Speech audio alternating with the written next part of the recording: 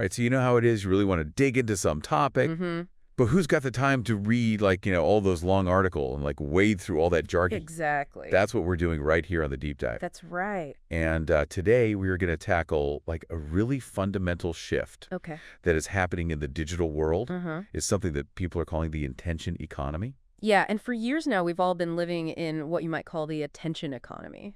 Basically, where companies are mainly just focused on grabbing our attention, holding it for as long as they can, and oftentimes they do that with just like a fire hose of content. Yeah, you're just constantly bombarded with stuff. But what if things were different? Yeah. What if, like, the focus shifted to actually understanding what you intend to do online, not just, trying to get you attention? Exactly. And to help us, like, really wrap our heads around this whole thing. Yeah. We've got this really cool article from Fast Company. Okay. It's called Forget the Attention Economy. Prepare for the Intention Economy. Catchy title. Yeah, it is. And it was written by Emily Wangert and Jasmine Escher from The Agency. Huge. Okay. And they really get into how AI, artificial intelligence, is making it possible to go way beyond just guessing what we want based on our clicks and scrolls. Yeah. Before we go any further, I think it's really important for people to grasp the contrast here. Okay. Like, think about all your online experiences. Right. So much of what you see, what you interact with, it's based on these inferences these algorithms are making about what they think you might be interested in based on your past behavior. Right. But the intention economy, it aims to move towards this whole other system where your actual intentions, what you really want to do, are understood and acted upon. Right. Directly. So let's break this down. Let's start with the attention economy, which is the world that we've been living in for quite some time now. Pretty much our entire digital lives. Exactly. What are the limitations of that for you, the user? Well, just think about it. When companies want to understand what you're really after online, they're basically relying on clues, a detective or something. They look at what you search for, what your search terms are, the links you look on, how long you actually spend on a page, whether you go back to a site or not, all those things. You're leaving a trail. Of digital breadcrumbs. You are. Yeah. But the problem is, and this is what the article points out, is that, all those signals, they show where your attention is. But that doesn't always accurately reflect your true intentions. Yeah. Like, you might spend a bunch of time, researching something online that you ultimately decide not to buy. Yeah, or like click on something just because you're curious. Exactly, just out of curiosity. You just want to see what's over there. And then they think that you're super interested in that thing. That's right. That's right. That's what they think. So it's like looking at someone's internet history. Right. And saying like, oh, well, clearly they want to go to like, a luxury resort in the Maldives. Right. And really they were just like helping their friend on a trip or whatever. Exactly. Yeah. And, all these indirect signals, that's what the current system is really thriving on. Right. And of course, the big engine driving this whole thing is advertising and social media.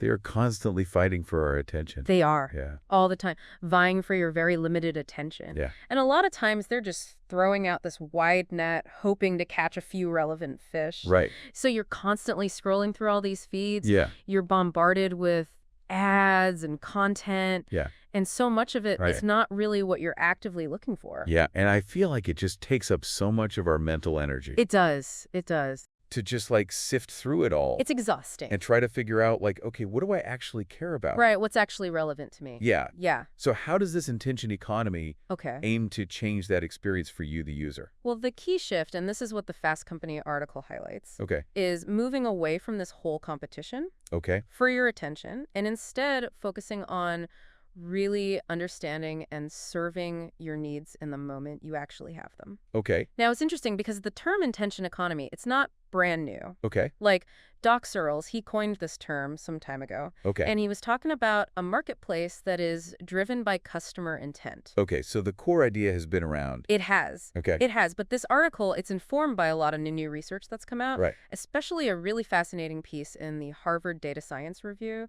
And they bring a really compelling new angle to the whole concept. Okay. So this new perspective, it really emphasizes how transformative AI and machine learning can be. Okay. Especially these large language models. Okay. The kind of AI that powers those really sophisticated chatbots you see. Right. And they can process and understand language in a much more nuanced way than in the past. So they can really understand the context. Exactly. Of what you're talking about, not just like the individual keywords. That's right. And the article makes this really striking point. Okay. In this emerging intention economy, your desires, your intentions, those are becoming the new currency. Wow, that's a really powerful way to put it. Yeah. So instead of just, like I was saying before, like tracking every keyword that you type into a search engine or every link that you click on, this is about AI that can really grasp that underlying meaning and context of what you're trying to achieve. Precisely. And think about how even just our interactions with technology are changing. We're moving beyond those simple keyword searches. Right. You know what the article calls them? Caveman grunts. We're moving beyond the caveman grunts to these much richer, more contextual conversations with technology. Think about it, like interacting with one of the modern AI assistants compared to the really clerky interfaces we had to deal with in the past. You can actually express these complex needs and get these amazingly relevant responses because the AI is starting to understand the context. Yeah, it can kind of put together the pieces. It can. Yeah. And this is huge. This is like moving from those basic grunts to the complexity and nuance of Shakespeare. So the AI is becoming a bard. That's right. It's becoming a bard. And the really crucial difference here is that AI is no longer just passively recording what you're doing. It's actively interpreting the meaning behind it. So it's becoming more proactive. It is. Okay. It's moving from passive to proactive. So this shift for the user, for you and me, is going from being constantly interrupted, distracted, pulled in a million different directions. Yeah. To actually being helped. Yeah. In a meaningful way. Exactly. Exactly. Yeah. You know, the intention economy in its ideal form, it totally flips the script. Okay. It inverts the tactics of the attention economy. So instead of just, bombarding you with all this content and hoping something sticks, AI-powered systems can actually start to pick up on those subtle cues, the desires you're expressing, and proactively streamline your experiences. So it's like less digital noise? It is. More personalized, efficient. Yeah. Exactly. Yeah. It absolutely has that potential. Imagine a world with less clutter online, fewer of those totally irrelevant ads that just clog up your feed, and you're having these interactions that are much more personalized, that actually cater to what you need at that specific moment. Like they can anticipate your needs. That's right. Yeah. And think about all the time you could save. Yeah. If technology could just anticipate those needs, help you get stuff done without all that endless searching and filtering. Right, just cut to the chase. Just cut to the chase. And that's what the article really highlights. This potential for fulfilling your intentions proactively to make it a much more efficient and even pleasant experience online. And for businesses that can actually tap into this, this creates a huge advantage. Okay, so the article also brings up this concept of agentic AI. It does. And when you first hear that, it sounds very like sci-fi futuristic. It does. It does. It kind of sounds like something out of a movie. Yeah. But it's a trend that is really gaining a lot of momentum in development right now. So agentic AI, the article describes it, is basically AI that is trained to handle all these multi-step tasks for you without you needing to really intervene very much directly. So it's like a personal assistant. Yeah. But like way more advanced. Way more advanced. Think of it as like this really sophisticated digital assistant that can just manage these really complex processes from start to finish. Do you have any like concrete examples? Yeah. So the article... Like how would this actually look? They point to OpenAI's operator. And this has the capability to actually browse the internet for you. Wow. And do things like find the best deals on flights. Book travel accommodations. Even like make purchases, all without you having to like go through a million different websites and all those ads. Yeah. Deal with all that. That sounds amazing. Yeah. There's also Claude. Claude is another really advanced AI model. And it's got this feature called computer use. And this lets it actually interact with all sorts of digital tools for you.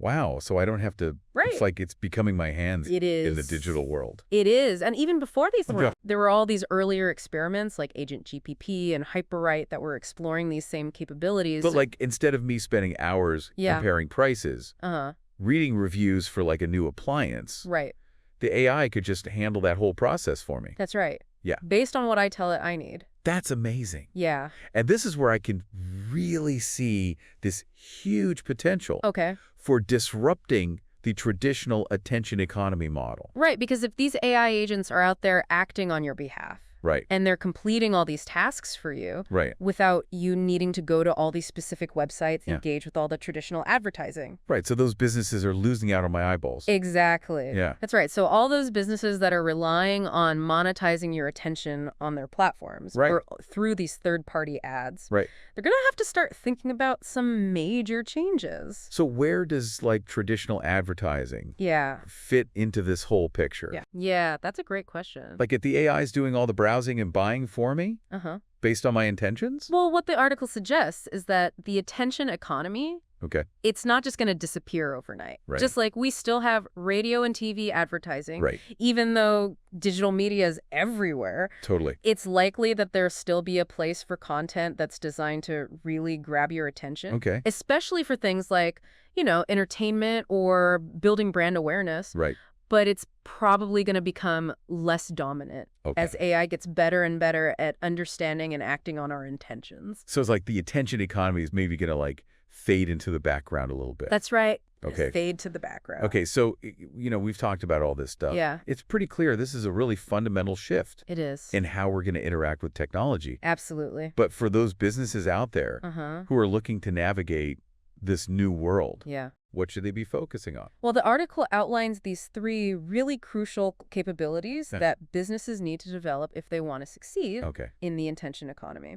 So the first one, they call it audience intelligence, but it goes way deeper than just, you know, basic demographics. Right. It's about truly understanding your underlying intentions, right. not just your superficial online behaviors. Right. And they give this example of this approach they call intelligent twin that they used with this U.S. retail client. It basically involves building this model to simulate how customers make decisions. And it helps identify the key factors that are really influencing those choices. So it's not just about, you know, putting me in a bucket. Exactly. Based on like my age and where I live. It's moving beyond the buckets. Yeah. That's right. It's about getting to the why behind the what. Yeah, the underlying motivation. Exactly. All right. So the second key capability is intelligent data and content. And this isn't just about, you know, gathering these massive amounts of data. It's about actually being able to collect it, process it, and then use that data and all the relevant content to really address those intentions that people are expressing. So they give this example of how NBCU is actually using data directly from the producers at the Paris Games to power this conversational experience called OII. And it's designed to answer all your questions about the programming. So it's about having the right information in the right format available when you actually need it. And what's the third? All right, so the third ability is intelligent experiences. And this goes so far beyond those really basic chatbots, you know, the ones you probably interact with all the time now. It's about creating these much more comprehensive intelligence as a service offerings that are designed to really anticipate and fulfill your needs proactively. So they're getting ahead of me. That's right. That's right. The article mentions how Huge has worked with this global retail bank and this B2B SaaS provider, helping them envision these future products that totally embrace this concept of intelligence as a service. So it's really a transformation in the relationship between businesses and customers. It really is. It's about moving from this model of interruption to genuine assistance. And it's all driven by that deeper understanding of what you, the user, is actually trying to achieve. Wow, this has been so insightful. It's fascinating stuff. It is. So just to quickly summarize for you, the listener. We are seeing this huge shift. We are. From a world where these companies are competing for your attention to one where they're really focusing on understanding and directly serving your needs. And this is being driven by these advancements in AI. AI is the engine. It is. That's driving all of this. And all of this has the potential to make our online experiences much better. It does. You know, less cluttered. More personalized. More personalized. More efficient. Absolutely. Those are the 3 big benefits. Exactly. And for those businesses out there, they're going to have to step up their game. They are. It's not enough to just get our eyeballs anymore. That's right. They need to figure out much more sophisticated ways to understand our intent. That's right. Use data in a smart way. And really create experiences that are serving our needs in the moment. Absolutely. It's a fundamental change in the digital landscape. It really is. And the companies that can adapt to this new reality are going to be the ones that succeed. They're the ones that are going to thrive. Exactly. And it really comes down to moving from that model of interruption to actually providing real help. Right. And it's all driven by that deeper understanding. Right. Of what the user is actually trying to accomplish. So here's something to really think about as we wrap things up. Okay. As AI gets better and better at understanding our needs and acting on them, how will our relationship with technology change? That's the big question. Yeah, like what kind of expectations will we have? Right. How will this reshape all the digital experiences that we're having every day? Yeah. How is this going to transform our digital lives? It's a fascinating question. It is a fascinating question. As this intention economy takes shape. And it is taking shape. It is. All right. Well, thanks for diving deep with us. My pleasure.